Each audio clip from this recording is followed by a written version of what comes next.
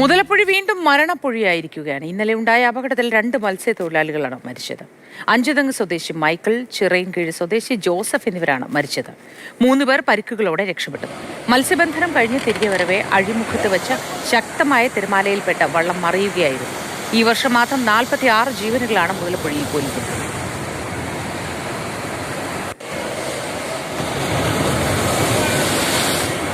മുതലപ്പുഴയിൽ നിന്ന് ജിബിൻ ജെബി വിവരങ്ങളുമായി നമുക്കൊപ്പം ചേരുന്നു. ജിബിൻ, വല്ലാത്തൊരവസ്ഥയാണ് ഈ മുതലപ്പുഴിക്കാരുടേത്. നിരന്തരമായ ആവശ്യം ഉന്നയിക്കുന്നുണ്ട്. ഇപ്പോൾ ഈ അവിടെയുള്ള മണ്ണ് നീക്കം അത് നിരന്തരമായി വേണം, എന്നാൽ മാത്രമേ സൗകര്യപൂർവ്വം അവിടെ നിന്ന് മത്സ്യബന്ധനത്തിന് പോകാനും തിരികെ എത്താനും കഴിയൂ എന്ന് പ്രദേശവാസികൾ നേരത്തെ ആവശ്യപ്പെടുന്നതാണ്. ഇതുമായി ബന്ധപ്പെട്ട് എന്തെങ്കിലും ഒരു നിയമ നടപടികൾ, അത് നീക്കാനുള്ള നടപടികളൊക്കെ ഉടനെ ഉണ്ടാകുമായിരിക്കുമോ?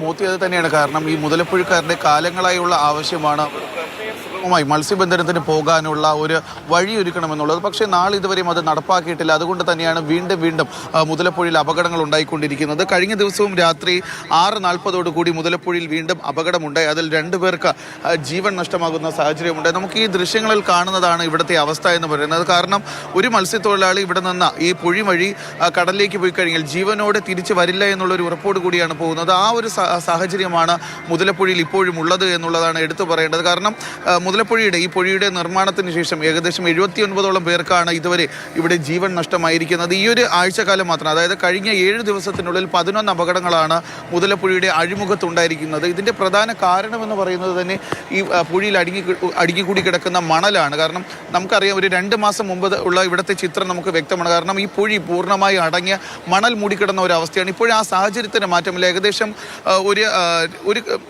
ഒരു ചെറിയ പൊക്കത്തിന് മാത്രമാണ് ഇവിടെ വെള്ളമുള്ളത്. ബാക്കിയെല്ലാം ഇപ്പോഴും മണൽ അടുങ്ങിക്കൂടി കിടക്കുകയാണ്. മണൽ മാത്രമല്ല, ഈ മണലിനോടൊപ്പം തന്നെ ഈ പുഴയിലുണ്ടായിരുന്ന ടെട്രാപോഡുകളും കരിങ്കല്ലുകളും ചേർന്ന് അവിടെ മണൽ നീക്കത്തിനുള്ളൊരു ശ്രമം നടത്തുമെന്ന് പറയുന്നുണ്ടല്ലോ. അത് ഏത് തരത്തിലായിരിക്കും?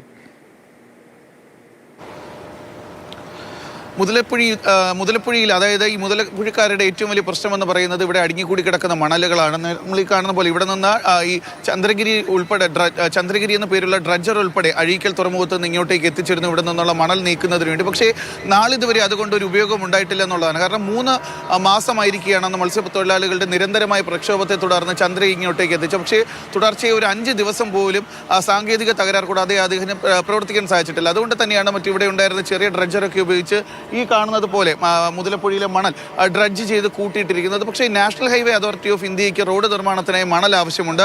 മുതലപ്പുഴയുടെ ഇന്നത്തെ പ്രശ്നമെന്ന് പറയുന്നത് ഇവിടെ അടുക്കിക്കൂടി കിടക്കുന്ന മണലാണ്. അതുകൊണ്ടാണ് നാഷണൽ ഹൈവേ അതോറിറ്റിയുമായി സഹകരിച്ചുകൊണ്ട് ഇവിടുത്തെ മണൽ നീക്കുന്നതിന് വേണ്ടിയിട്ട് ഉള്ള ഒരു ആലോചനയിലേക്ക് ഇപ്പോൾ ഹാർബർ എഞ്ചിനീയറിംഗ് വകുപ്പ് എത്തിയിട്ടുള്ളത്. പക്ഷേ അത് സംബന്ധിച്ച് ഒരു ആലോചന മാത്രമാണ് ഇപ്പോൾ നടന്നിരിക്കുന്നത്. അത്തരത്തിലൊരു തീരുമാനത്തിലേക്ക് എത്തിയിട്ടില്ല. പക്ഷേ ഹാർബർ എഞ്ചിനീയർ, എക്സിക്യൂട്ടീവ് എഞ്ചിനീയർമാർ നമുക്ക് സംസാരിച്ചപ്പോൾ അറിയാൻ കഴിയുന്നത് ഉടൻ തന്നെ അത്തരം ഒരു തീരുമാനത്തിലേക്ക് എത്തുമുള്ള ഒരു വിവരമാണ് ഇപ്പോൾ ലഭിക്കുന്നത്.